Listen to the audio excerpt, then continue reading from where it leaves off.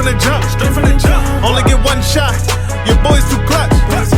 I'm the main line, like I'm a plug, but at the same time, this ain't what you want, you ain't what you want. I told him straight from the jump, like rose on my place in the front, been waiting for months. All of my patience is up, my hate for a hater is none. It's partially love, look what I become. Grown with every breath. Welcome to the Fanbook Podcast. It's that guy Torch. I got Cuz Triz over here. Got Ron Black over here. And I got a special guest, my brother from another. Grant. So we're going to get into this first topic. Say AJ Brown. Let's talk about AJ.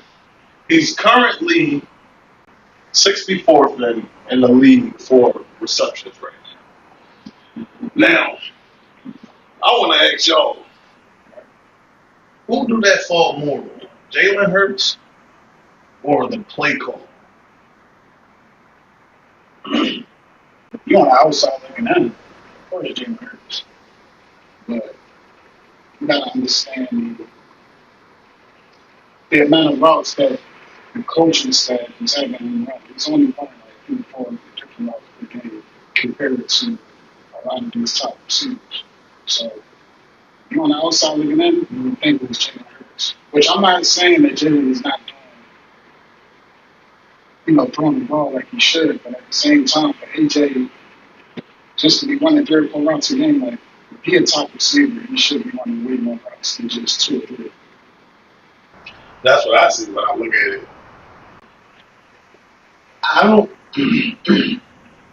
I'm not a person of excuses. Bullshit. I'm not a person of excuses. So I feel like when you're like, the quarterback job is to be the on-the-field coach. The quarterback job is to read the defense. They got to read the defense because the coordinator job is to stand on the sideline and call plays. But your on-the-field coach is the one that sees what's in front of them. And they're able to pick things apart. I blame Jalen Hurts for the ball not being thrown. This is not even, I'm not even going to say just AJ. I'm not even going to say just AJ. When you're throwing 107 yards, then you're throwing 130 yards, then you're throwing 100. This is the quarterback thing. Because it's not just an AJ problem.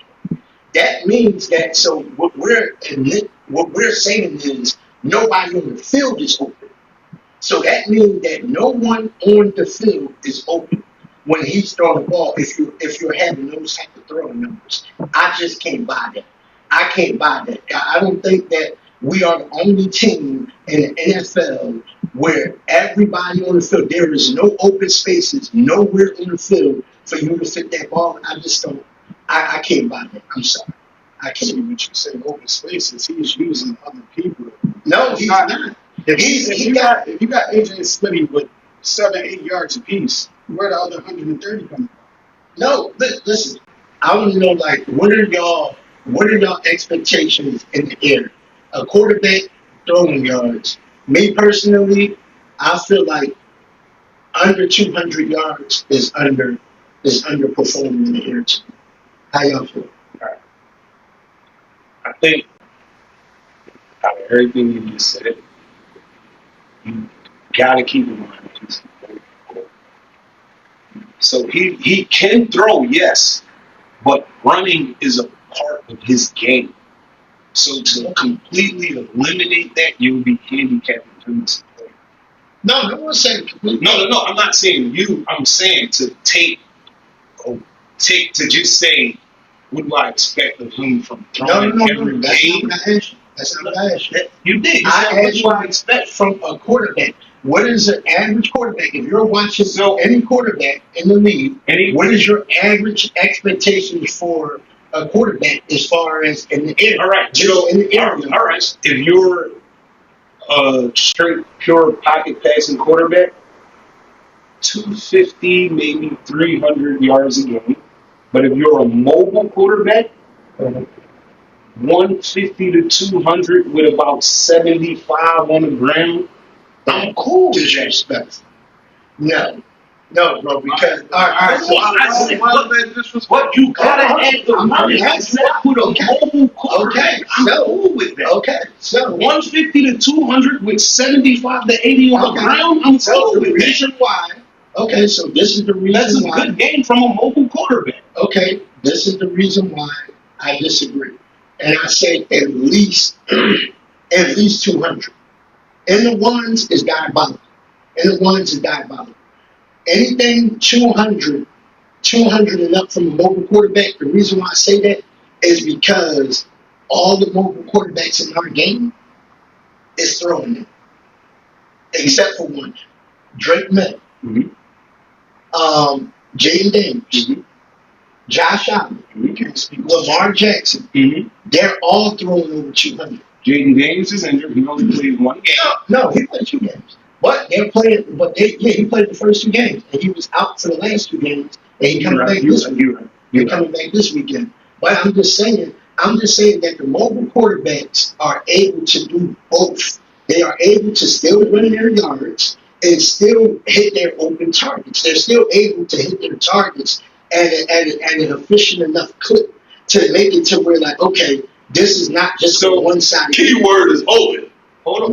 Because that's what we've been talking about. Hold on. But So a lot of the quarterbacks you name are quarterbacks who can run. They're not mobile quarterbacks.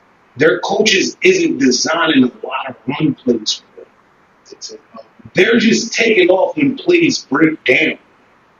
They're pocket passers. They want to throw the ball. They're not looking to run. So I'm not saying Jalen Hurts is looking to run, but he know if my first read not there, if my second read not there, fuck the third read, I'm taking off. Because that was about 3-4 seconds between them two. It's either take the sack or run. So I think the difference comes between quarterbacks that's looking to throw first and quarterbacks that's looking to run first. Like I always felt like Hurts was a quarterback that's like, I'm just gonna take off. If I see it there, I'm just gonna take off. I don't like what I'm going. That's not a lot of these other quarterbacks you mentioned a lot. Now I would say Lamar was like that. Like I'm taking off. And Lamar was like that. I was hoping you But- didn't. No, I didn't say Lamar. No, you said he was expected. It took some time for Lamar. See, my thing is, when somebody like Lamar is expected because of what was around him. So I think a lot of the problem with that I had when people had this whole Philadelphia conversation is that we are top 5 in everything. So when you're talking about a quarterback that got top 5 in everything, this is why every time I talk about our offense, I always think of Detroit. Why? Because last year, coming into the season, everybody in their mind was like, yo, this Philadelphia team is unstoppable. Mhm. They are going to be unstoppable. They got too much all over the field. They're going to be unstoppable. But we didn't look that way. If we wasn't like, when you look at how Detroit dominates teams, we didn't look like that. It looked like it looked like every game was a fight. Even against the lower team, like every game we was like, damn, we gotta muscle it out. Like we didn't have that dominant aura. And we know as a real Philly nigga, we love dominance. We love, nigga, I want to dominate this game. I want to be dominant. So when we got the pieces to be dominant and we're just not doing it, now it's like, okay, so what's wrong? Why aren't they able to weaponize everybody in the field, but we can't? They weaponize So everybody. I think the bigger issue with this year alone, because that's what we started out talking Yeah, about. yeah. Outside of Jalen Hurts, as great as our offensive line is, them motherfuckers stink this year, bro. And we banged up. And you gotta look at it that way. Reasoning Well, because, I don't agree bro, with that. our offensive line this year stinked. Bro, we can't blow people 3 yards off the ball on a run play. Why? Because our offensive coordinator is running run plays that calls for our offensive linemen to zone block outside in. And that's why Saquon gets the ball back there and do a million fucking dance moves absolutely to 3 yards. Whereas last year, we lined up, you in front of me, bro, I'm steamrolling you 4 or 5 yards back. Why? Because my running back needed 3 yards of daylight and taking off. This year, they line up in front of you. All right, well, I'll just push you over here because we're zone blocking, which means he don't have a real hole to choose from. He picks the open hole. No, they are, but it don't help when you zone block on a stacked box. You're running to absolutely nothing. Now, if you just line up and say, our 5 stack guys versus your 4 or 3 with 2 backers, 3 backers, whatever, and we just gonna steamroll and go, we can possibly look like last year with the running game. But until that happens, our running game not good. And that's all too well. And on top of that, Lane Johnson is going in and out of the game. I don't feel that way. I feel like when I was watching, hold on. When I was watching, right? When I was watching, was that the Tampa Bay game, cuz, or was that the Rams game? It was one of them games that I don't know. I think it was Tom Brady that was saying, like, you know, everybody thinks that you gotta run to open up the pass, but they don't understand that with some teams you gotta pass to open up the run. Yeah. They said this. If Jalen Hurts became a better, like more consistent, if Jalen Hurts became more consistent in the throwing game, they can't do what they're doing right now. They're not going to be able to stack the box now. So let me explain. At the end of the Rams game, when he became more consistent, the Rams lagged off because they didn't think he would do it. In Jared Verse's interview, he, not verbatim, but he explained how we wanted him to throw that motherfucker. He threw that motherfucker. And look what happened. And in the beginning of the Bucs game, they was lagged off. So all those easy throws, he was picking them fucking apart. After halftime, they made adjustments. All right, we bump up 3 to 5 yards. We still gonna send blitzes, but now beats. Because our D-backs is closer to the line. Everything you called deep, we was doubling, but you was killing them short.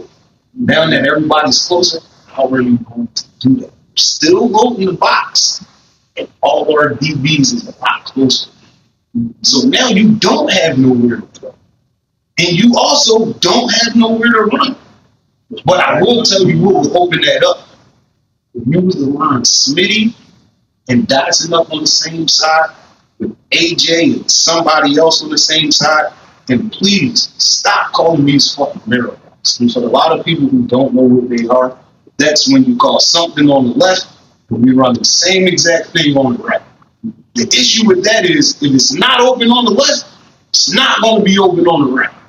So if you stop running those like our players are in high school, we can make something happen. For the life of God, throw a combo route at this double team. Run them both deep, a post and a fly. Make the safety have to choose. I'm going to either respect this post that's coming at me, or I'm really going to double team A.J. Brown on the outside on the fly. And if you do, the post is wide open. But until he called that, it never happened. That's the biggest issue. Along with our offensive line. This is why I said the biggest issue. So you think that the biggest issue is the offensive line and the offensive coordinator? Yes, because in order for a receiver to get the ball, the line has to block. The quarterback has to stand tall.